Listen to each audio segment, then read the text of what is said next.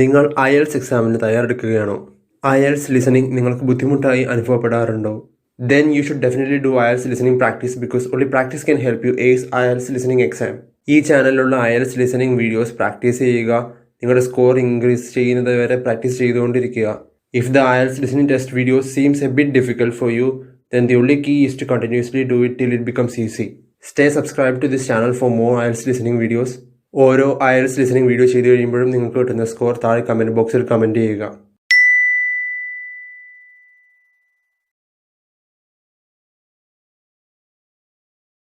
You will hear a science student inquiring about English courses at a university language centre. You now have 30 seconds to read questions 1 to 7.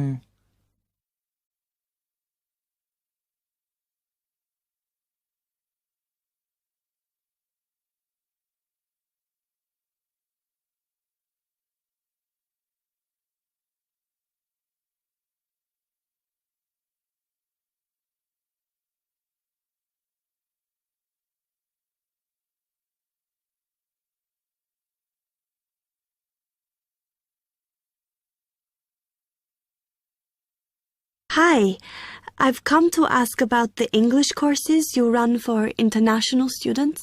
Oh, right. I assume you're a student at the university. Yes, I've just started. Okay. Well, we've got a range of courses. It depends what you think you need and how much. Oh. We can't run everything at the same time, though. So, for example, in this first term, we are just doing a writing course. I see. That sounds quite useful. What else is there? Some of the courses only run for single terms, and we tend to focus on what students have difficulty with. That means we don't usually do speaking courses, but next term you can do listening. Oh. That'll help you with lectures and things. Our provision is all based on what the majority of our international students need. So, is everything term-based? There's nothing that you run all year? Well, let's have a look. Yes, there is a class for vocabulary and grammar every term. That's for everybody, but it's split into 3 or 4 levels. And what about in the holidays? We don't do anything during the winter or spring break. Oh. But over the summer, there's just general classes because that's what most students want. A bit of everything. Okay, quite a variety then. I'll have a think about what I really need because I haven't got much time. Do you have about 20 students in each class, the same as our science seminars? We try to keep it at about 12 and certainly not more than 15. It's important for language classes. They're very different from your normal courses. Right. And how much are the classes? The rate varies depending on how many hours you attend, but you shouldn't have to pay. Usually, the department will fund you and even sort out which classes you need. Brilliant. It would be quite useful for me to have a certificate to take back to my country. Do you put us in for exams? Yes, but we don't like them to clash with your main course exams in June, so we run them in May. Oh. That leaves you time for revision. Do I have to sign up for something now? I'm not quite sure what I want. Classes haven't quite started yet, so you've got time to decide what you do. All we insist is that you sign up before week 5. That gives you about 3 weeks to decide. Okay. You now have 15 seconds to read questions 8 to 10.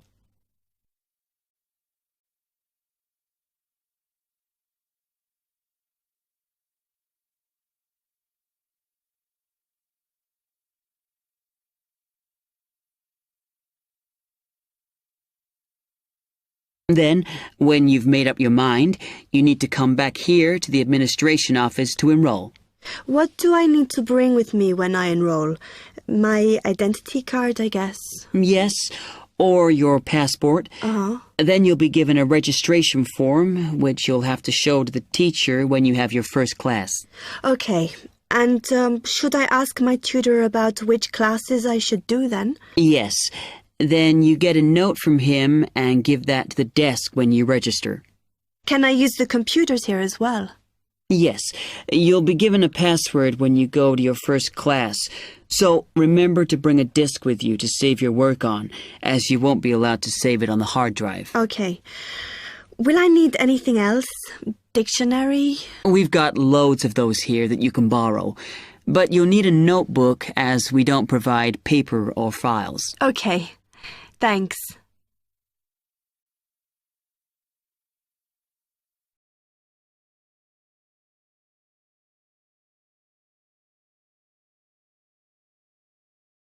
That is the end of part 1. You now have half a minute to check your answers.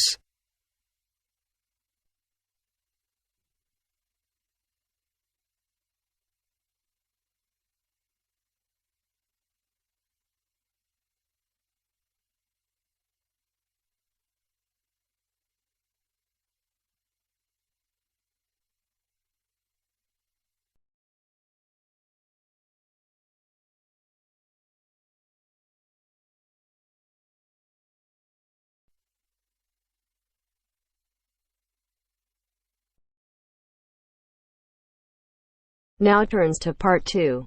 Part 2. You are going to hear a talk given by Madeline. She is going to introduce the recreational facilities on campus and in town. First, you have some time to look at questions 11 to 20.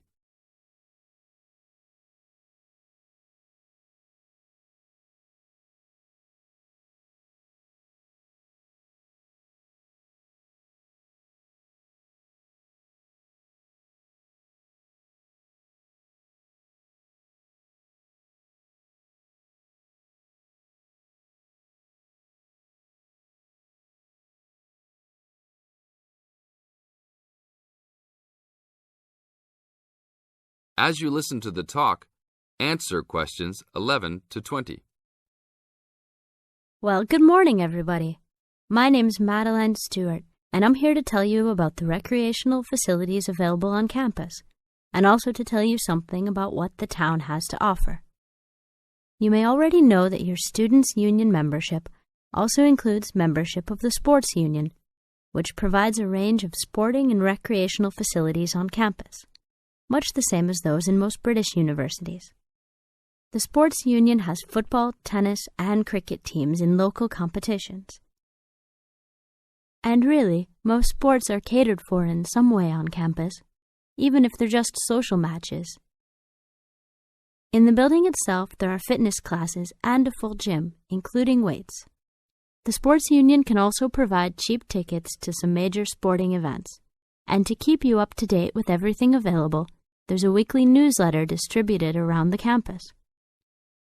You should check this to find out the names and phone numbers of the contact people for each sport or activity you're interested in. Yes, did you have a question? Yes, apart from what you've just said, does the Sports Union offer individual help in any of its activities, for example, in getting fit and healthy? Yes, we do. The Sports Union has a fitness assessment clinic every Friday, staffed by the resident sports trainer, who can provide advice on the best program for you and refer you to various charts. I'm sure you all realize that for any medical assessment or health problem, you should go to the University Medical Service. The sports trainer can also advise you on a suitable training program using the weights. And now on to Ashbury.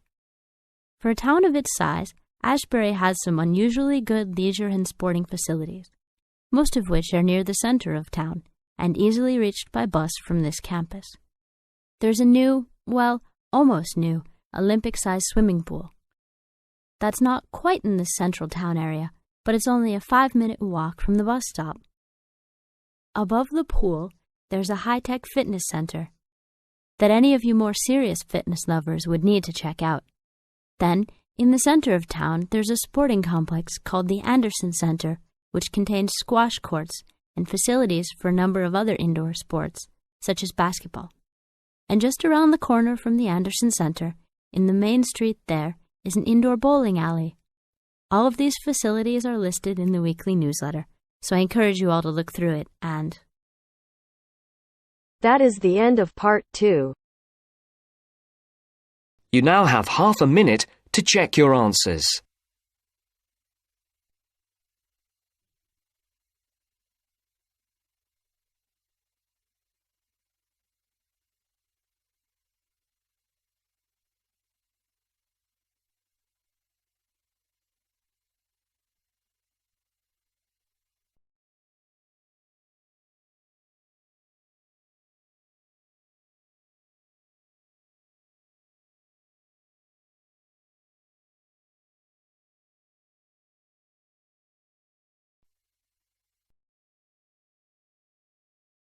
Now turns to Part 3.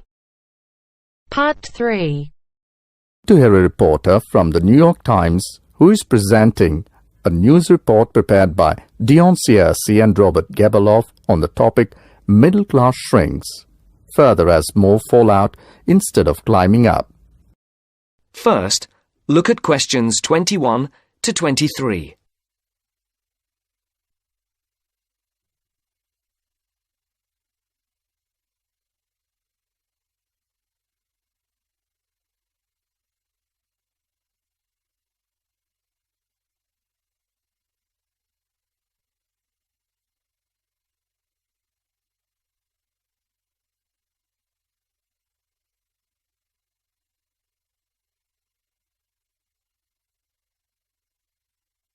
As you listen, answer the questions. The middle class that President Obama identified in his State of the Union speech last week as the foundation of the American economy has been shrinking for almost half a century. In the late 1960s, more than half of the households in the United States were squarely in the middle, earning, in today's dollars, $35,000 to $100,000 a year. Few people noticed or cared as the size of that group began to fall, because the shift was primarily caused by more Americans climbing the economic ladder into upper income brackets.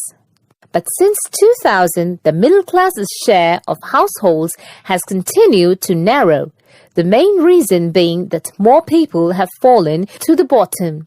At the same time, fewer of those in this group fit the traditional image of a married couple with children at home, a gap increasingly filled by the elderly.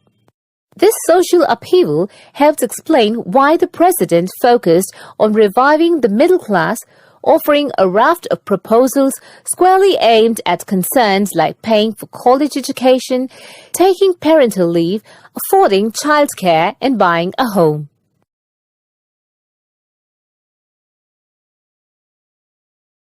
Before the conversation continues, look at questions 24 to 30.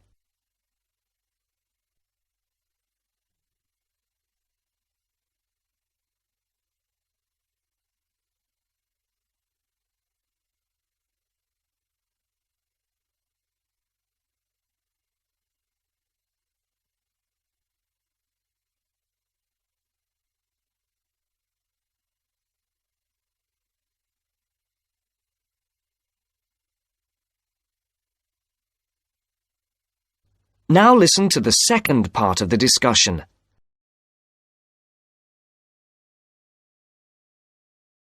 Mr. Obama told Congress and the public, still, regardless of their income, most Americans are identified as middle class.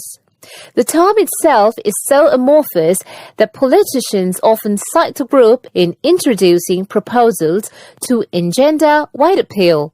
The definition here starts at $35,000, which is about 50% higher than the official poverty level for a family of 4 and ends at the 6-figure mark. Although many Americans in households making more than $100,000 consider themselves middle class, particularly those living in expensive regions like the Northeast and Pacific Coast, they have substantially more money than most people.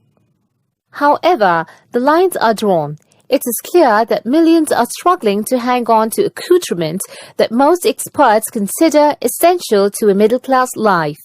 I would consider middle class to be people who can live comfortably on what they earn, can pay their bills, can set aside something to save for retirement and for kids in college, and can have vacations and entertainment, said Christine L. Owens, Executive Director of the National Employment Law Project.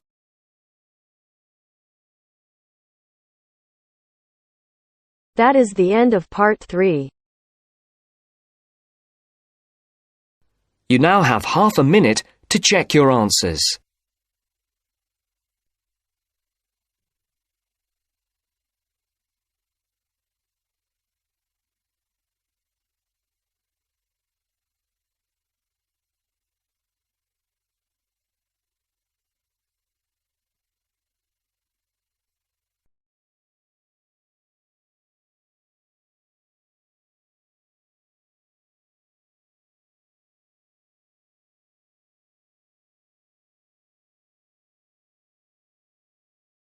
Now turns to part 4.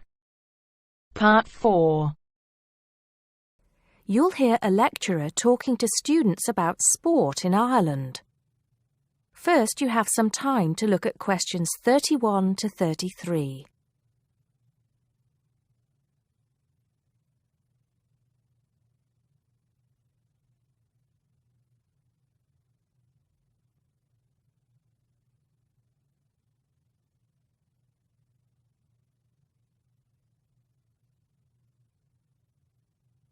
Now listen carefully and answer questions 31 to 33.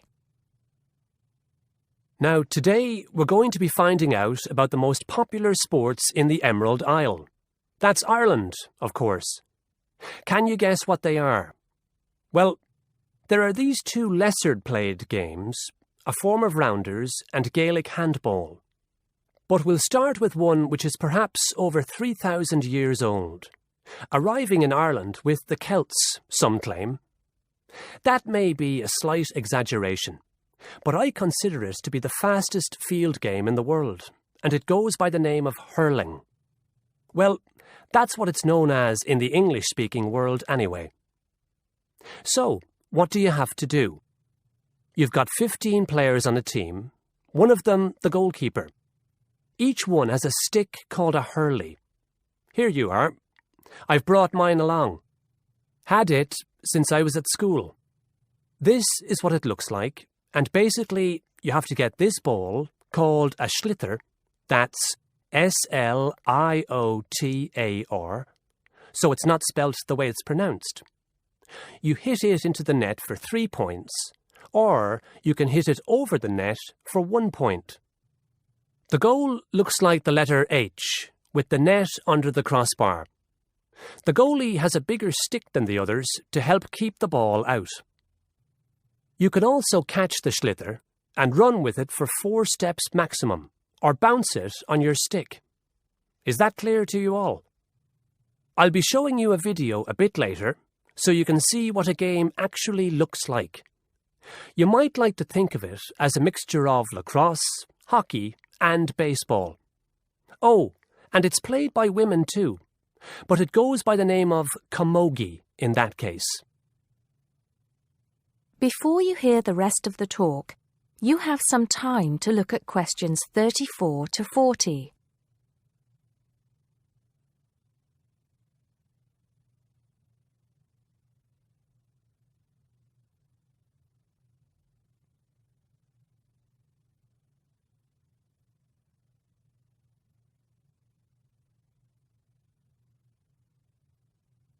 Now listen and answer questions 34 to 40. I'll give you a bit of the history, shall I now? Generally, the golden age of the game is considered to be the 18th century. But systematic rules were first agreed and drawn up at that great shrine of learning, Trinity College, Dublin, in 1879, founding the Irish Hurling Union. Closely followed just a few years later by the formation of the Gaelic Athletics Association. With greater organisation last century, the All-Ireland Hurling Championship got off to a flying start, and I'm proud to say that my own native city of Cork has won more than 20 titles over the years. But then, so have Kilkenny and Tipperary. Is it only played in Ireland? No. Well, it is the only country with a national team at the moment. But you may be surprised to discover there are hurling clubs in London, as well as in America and Argentina, to name just a few. The other game I'd like to take a little time to introduce you to is Gaelic football, which is played on the same pitch as hurling with the same number of players. But there's no net. You just have to get the ball over your opponent's goalposts. And you can do that by kicking or punching the ball. However, you're not supposed to do that to the players, I might add. Imagine it as a combination of soccer and basketball. But in my opinion, it's a more exciting spectacle than either of those. Excuse my bias, if you will. It's also very popular with women. In fact, there are more women's teams than for any other sport. Whether despite or because of the physical contact involved, I wouldn't like to say. They do play a shorter game, 60 minutes, rather than the men's 70. So, let's have a look.